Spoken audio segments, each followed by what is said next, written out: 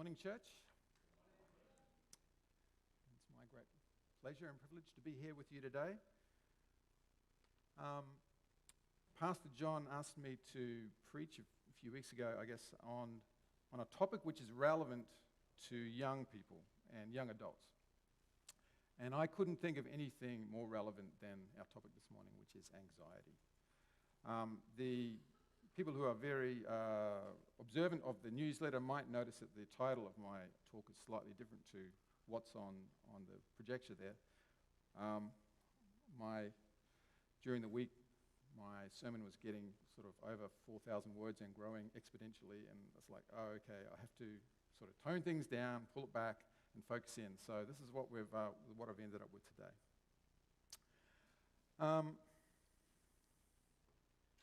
In terms of anxiety's relevance to young people, the Australian Institute of Health and Welfare in 2023 looked at the health status of young people, so aged between 15 and 24, and looked at things which are referred to as a burden of disease. The burden is a quantified impact of a disease or injury on a population which captures overall health loss, that is, years of healthy life lost through premature death or living with ill health. And is that boys or girls up there, or men or women? I can't see. Females, you see the top three are all mental health related, and the same thing for guys, and I think the top one in guys is suicide. So it's a massive issue. I think a lot of things these days you get referred to as a crisis, and if it's not named a crisis, it's not a real thing. But I think really mental health, anxiety, depression amongst young people and also adults is a real issue. And of course, as Christians, we're not immune from the effects of mental health, depression. A quick search of a Bible app called YouVersion, which is an excellent app, by the way. If you don't have it on your Bible and you want to, there's lots of plans about lots of different topics, but these are just some of the ones about anxiety, which goes to show that Christians get anxious. And of course, why wouldn't we? We live in a fallen world. We're fallen people. We suffer from the same conditions as everyone else in society. I don't think, though, that anxiety or depression is something that, as a church, I'm not talking about our church, I'm talking about the worldwide church, probably addresses well. I don't think it's talked about so much. We tend to understand that our physical health and our breakdown of our actual bodies is part of this fallen world. And of course, when that happens, we trot off to the doctor and we get tests and we get medicines and we get operations and things like that. Yet mental sickness is something that that sometimes we just label as, well, it's an attack of the devil, or it's a lack of faith, or it's unbelief, or something like that. And it's something that you can, if you've got a close relationship with God, you won't suffer from those things. Yet our physical health and our mental health are closely related, and God cares for the whole person. In my professional life, I've got to be pretty careful with my mental health. I'm a police officer. I've worked in the area of child protection for over 25 years. 8 years ago, I started working at a place called Task Force Argos, who deal with the sexual abuse of children through online means, where online plays a factor. And of course, we know that the mental health of young people has declined a lot since social media and other things have come along. For the last 4 years, I worked at the Child Protection Offender Registry, so we deal with the registered sex offenders in our community in Queensland. And so I travel around the state with other people, helping to check up on them, make sure they're complying, but also looking at their mental health. We have psychologists in our office who come travel with us. They speak to these people, see how they're going. And a lot of them, suffer from massive amounts of shame. They are almost reclusive, some of them, because they feel completely isolated from society. And as part of my duties, I actually get psychological checkups every 6 months or so to make sure that I'm and my colleagues are travelling okay. In the Bible, we see that people suffered for what we would now call mental health episodes or challenges. In the Garden of Gethsemane, Jesus was suffering from anguish as he prepared to face the cross. We see David cry out plenty of times to God in the Psalms, through the Psalms, when he was being attacked or persecuted. Yet, if you read the NIV version of the Bible, you won't actually find the word depression. Going wider than that, the Bible doesn't speak of what we would now call personality disorders, psychotic disorders, such as schizophrenia, eating disorders, postnatal depression, trauma-related mental health issues. But of course, these sort of things have only been given names and treatments probably in the last 50 or 100 years. But did the people of the Bible get depressed? Of course they did. Have a think about the slaves in Egypt. They were being persecuted daily, beaten, killed. Was their anxiety levels through the roof? I'm sure they were. There would be a lot of what we now know as post-traumatic stress disorder, PTSD, in the wars and things that went on there. And I'm quite sure that the guys who didn't make it into Noah's Ark would have suffered from anxiety as the waters were going up. So today we're going to actually focus on a couple of characters in the Bible who did suffer from mental health. These are significant characters. Their names are Moses and Elijah. And just a verse to highlight their significance is from Luke chapter 9. About 8 days later, this is what's known as the Transfiguration. About 8 days later, Jesus took Peter, John, and James up on a mountain to pray. And as he was praying, the appearance of his face was transformed, and his clothes became dazzling white. Suddenly, 2 men, Moses and Elijah, appeared and began talking with Jesus. They were glorious to see, and they were speaking about his exodus from the world, which was about to be fulfilled in Jerusalem. Symbolically, in this picture that we read here, Moses represents the law of the Old Testament, and Elijah represents the prophets. So their significance can't be overstated. Let's have a look at Moses first. Who was Moses? Well, he was born a slave. He was born to slave parents in Egypt. It's believed that the king at the time was King Ramses II. That was between about 1279 and 1213 BC. In the circumstances of his birth, the Israelites, who had been kept as slaves to build all the temples and the pyramids and things like that, they were becoming too numerous. So Ramses decided to have a bit of population control by killing all the male newborns. So Moses' mother came up with a plan to have Moses rescued. So she put him in a basket, floated him down the river, the Nile, and he was rescued essentially by Pharaoh's daughter. Miraculously, Moses was then given back to his natural mother to be raised while he was still young. But when he became of age, he moved into the palace and was educated as an Egyptian. So Moses was uniquely positioned, I guess, to help out in the future because he had this dual heritage of being an Israelite and also being an Egyptian.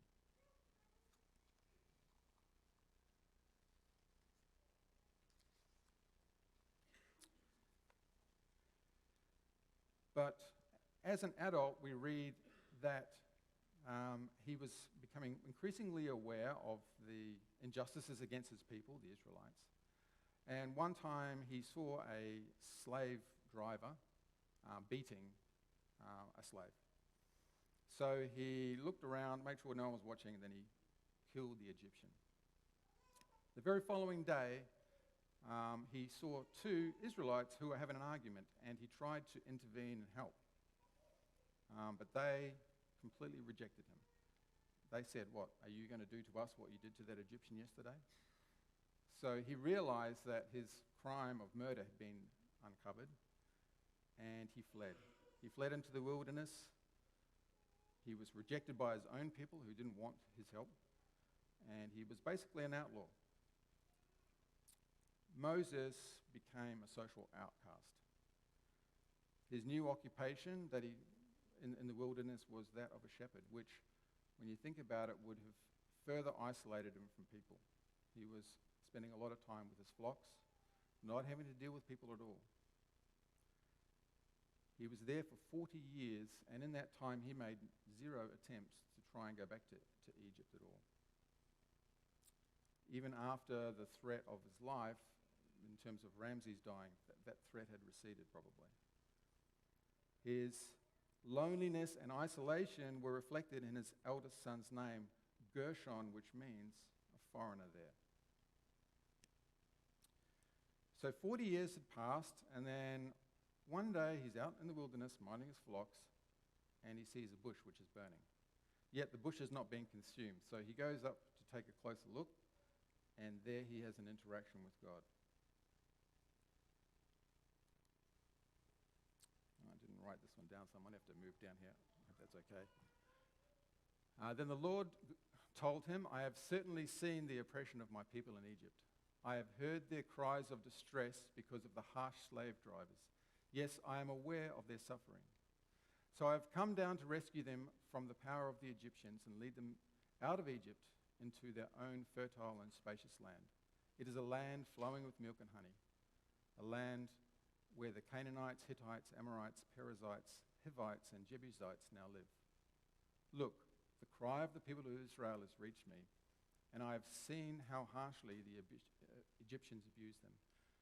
Now go, for I am sending you to Pharaoh. You must lead my people, Israel, out of Egypt." Had God made this approach to Moses the day before he killed the Egyptian, I am quite sure he would have been on board. He was sort of unique, as I said, uniquely qualified to do this role, having sort of dual citizenship. He was raised as a leader, yet 40 years of shame and social isolation have meant that he's not interested in this job whatsoever.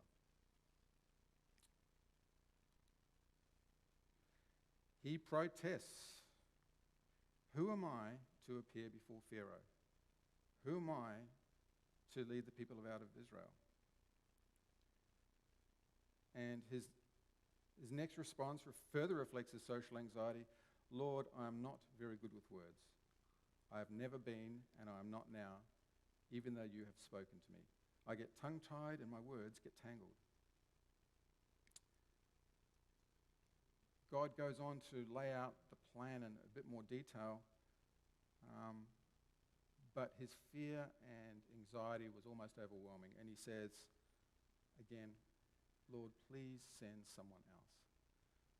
So he knew that, obviously freeing the Israelites and giving them their own land, not just a land, but a wonderful place, was an awesome thing. But he just didn't want a part of it. He didn't see himself ever being able to do that role. When we help people with anxiety, sometimes our responses can fall between two extremes. On one hand, we want to provide unlimited reassurance, or on the other hand, we just lecture people on how to pull themselves together. God provides, but in this example, God provides a balance on how we can overcome, and people can overcome social anxiety. God is patient with Moses. and reassures him. He says that he will be with him when he speaks to Pharaoh. He encourages Moses by saying the Israelites' elders will accept his message. He gives them miraculous signs to perform so that the elders and Pharaoh will understand and know that he has actually been sent by God. In response to his protest about not being able to speak well or not being eloquent, God tells him that he is the creator of speech and that he will equip Moses with the ability to communicate effectively. And he also provides practical support. Moses' brother Aaron is sent by God to help him and to accompany him when he speaks to the Israelite elders and then when he confronts Pharaoh. Despite his protests, I think it's important to note that Moses never refused God outright. He pleaded. He didn't want to go, but in the end, he decided he was obedient, and he did. And we see that even when they get to Egypt, things happen gradually in terms of Moses overcoming his anxiety. When they first speak to the Israelite elders, it's actually Aaron who does the talking.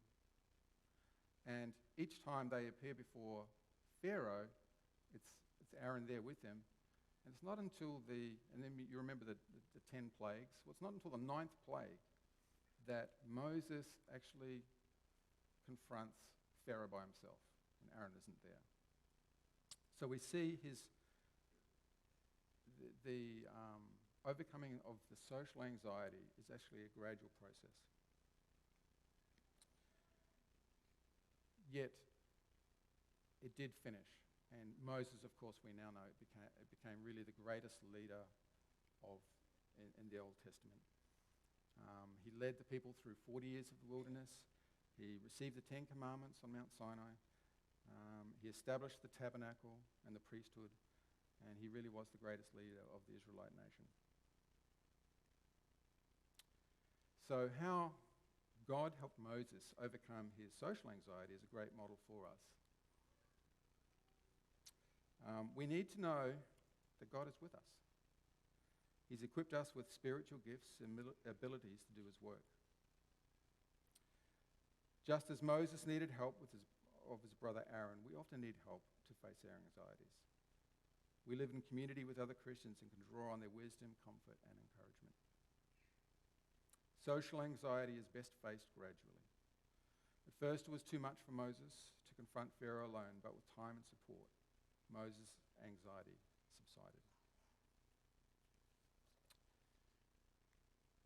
Now let's take a look at Elijah. Well, firstly, who was Elijah? Elijah was a prophet whose name means, "My God is the Lord," but we don't know really anything about his family or his birth. He was a prophet during the reign of King Ahab, who ruled the northern part of the divided kingdom of Israel in the north and Judah in the south between 874 and 853 BC. Ahab's wife was the infamous Queen Jezebel. Elijah did not die, but he was taken up to heaven in a chariot of fire. Matthew 17, as we've read, tells us of the transfiguration. James chapter 5 says, "The earnest prayer of a righteous person has great power and produces wonderful results. Elijah was as human as we are, and yet when he prayed earnestly that no rain would fall, none fell for 3.5 years. Then when he prayed, the sky sent down rain, and the earth began to yield its crops." I just want to focus on the words in there. Elijah was as human as we are. And his humanness can be seen in his suffering from anxiety and depression. On the face of it, Elijah appeared fearless. Probably not since Moses confronted Pharaoh, had a leader of Israel, and he was a prophet, not a king, obviously, confronted someone one-on-one. He confronted King Ahab just as Moses confronted Pharaoh. King Ahab was not a particularly nice guy. First King tells us that Ahab did more to provoke the anger of the Lord, the God of Israel, than any of the other kings of Israel before him. And his biggest offense was that he encouraged the worship of Baal, him and Jezebel, rather than God. So Elijah prophesies and tells King Ahab to his face that because of this, there's going to be a drought throughout the land. And it's not going to finish until he says so, until Elijah says so. As surely as the Lord, the God of Israel lives, the God I serve, there will be no dew or rain during the next few years until I give the word. And it's pretty gutsy. Let's face it. I mean, just for his insolence, Ahab could have had him killed. Over the next 3.5 years, God takes care of Elijah. He protects him from Ahab, who was actively hunting him, and he feeds him miraculously. In the 3rd year of the drought, God tells Elijah to go back to King Ahab and confront him, which, again, he does. He then challenges Ahab's priests, the prophets of Baal and of Asherah, to a contest to see who is the real God. So they set up this thing where there's a bull, 2 bulls, one on each altar with wood and stones around it. And whoever can set the sacrifice on fire miraculously wins. So the prophets of Baal go first, and they sing and dance and chant and cut themselves for hours. And you see Elijah mocking them, encouraging them, come on, just go a bit louder, maybe he's asleep. Yet nothing happens. Then it's Elijah's turn, and he says, okay, now I want you to pour water all over the offering, all over the wood. And then he prays to God. Immediately the fire of the Lord flashed down from heaven and burned up the young bull, the wood, the stones, and the dust. It even licked up all the water in the trench. And when the people saw it, they fell face down to the ground and cried out, "The Lord, he is God. Yes, the Lord is God." Elijah then orders that the 850 prophets be killed. But this amazing day is not finished, because at this point Elijah prays and clouds appear and rain comes onto the land, breaking the drought. So Elijah was the instrument of a couple of amazing miracles there and a display of God's might and power. Yet that very same day, Elijah flees in fear and despair.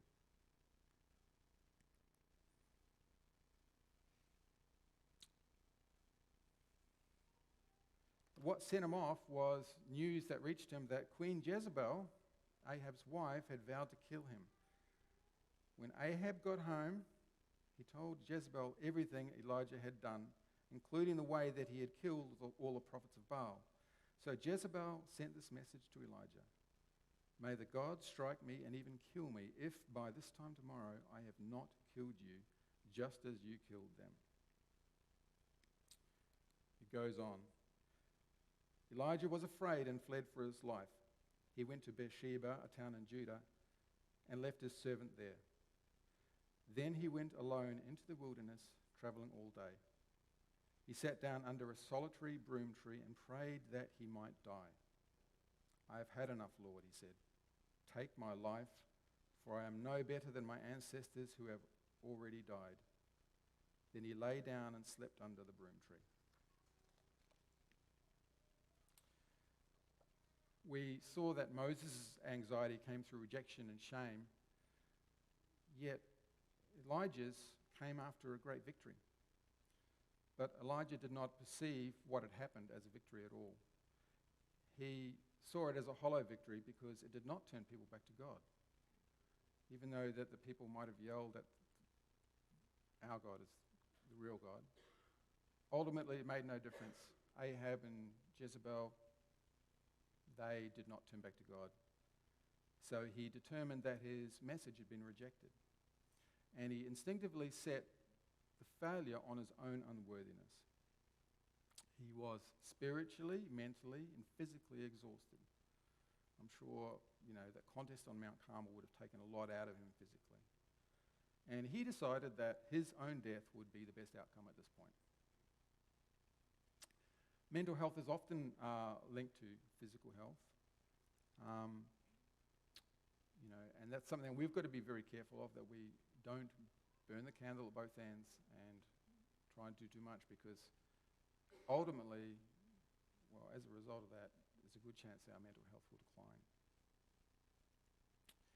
So his physical and mental state may have led to a wrong assessment on what actually happened. He should have remembered that from the time of Noah and Moses and going forward from there, God's chosen people had rejected God despite the evidence, not because of the evidence. So how does God react to Elijah's depression? Well, first of all, he didn't kill him. We know that Elijah didn't actually die. He was taken up to heaven in a chariot of fire. So that's good. It's a good thing that God didn't answer that prayer. But the first thing is that God deals with his physical needs and sends an angel to feed him. Then he lay down and slept under the broom tree, but as he was sleeping, an angel touched him and told him, "Get up and eat." He looked around, and there beside his head was some bread baked on hot stones in a jar of water. So he ate and drank and lay down again. Then the angel of the Lord came again and touched him and said, "Get up and eat some more, or the journey ahead will be too much for you." So he got up and ate and drank, and the food gave him enough strength to travel 40 days and 40 nights to Mount Sinai, the mountain of God. So God really restored him physically. It wasn't just a quick bite to eat and a little power nap. He was well rested before he took on this 40-day journey. Where the angel says that if you don't do that, it'll be too much for you, we can assume that meant mentally and physically. So fully rested, he sends Elijah on a 40-day journey to Mount Sinai, same mountain where God appeared to Moses in the burning bush, and the same mountain where Moses got the Ten Commandments. In sending him on this journey, God gives Elijah a new purpose.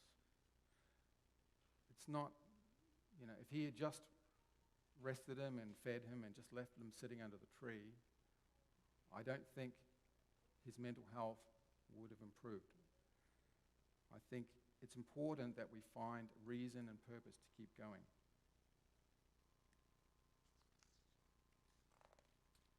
After reaching Mount Sinai, there's a conversation between God and Elijah about why he was feeling discouraged and depressed.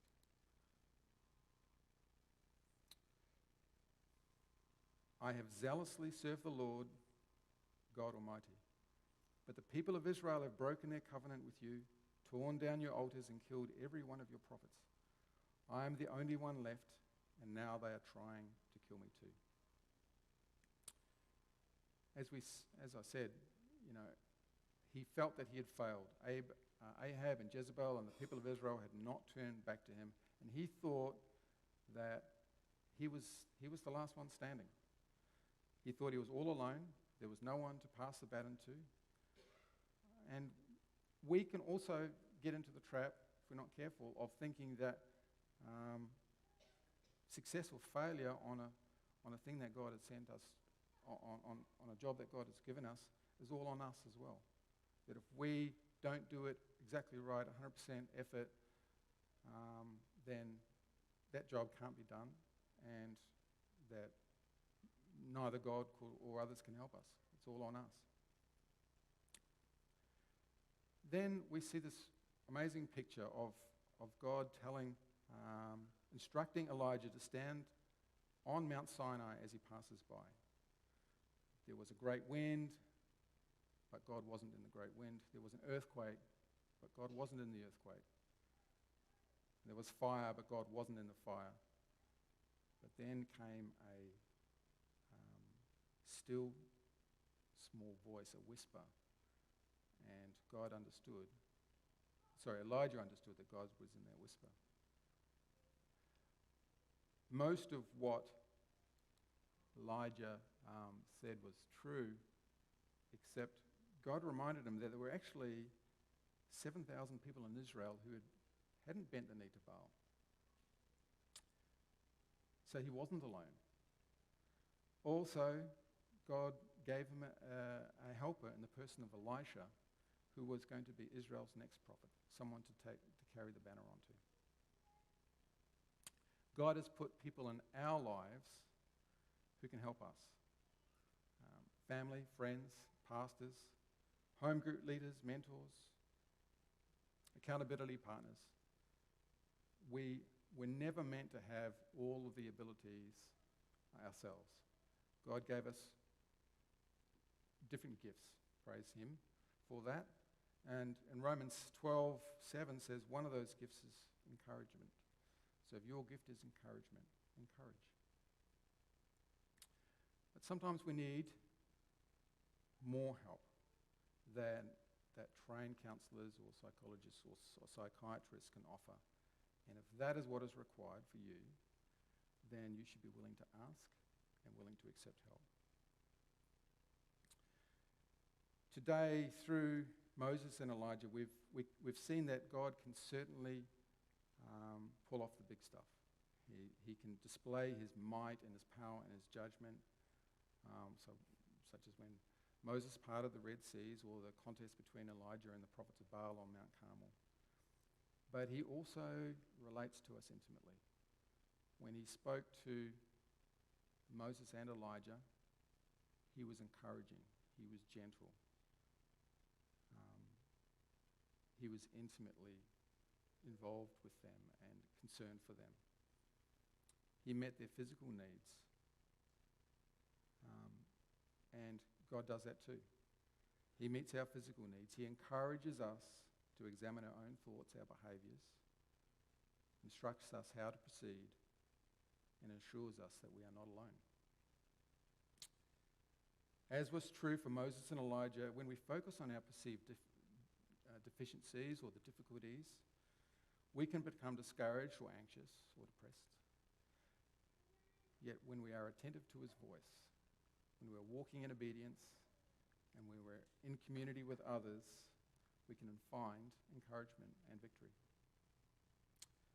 Moses and Elijah struggled with typical human frailties and failures, yet they were used mightily by God. It may not be through such obviously miraculous displays of might, but if we are obedient to him, God will use us for his kingdom purposes too. Let's pray.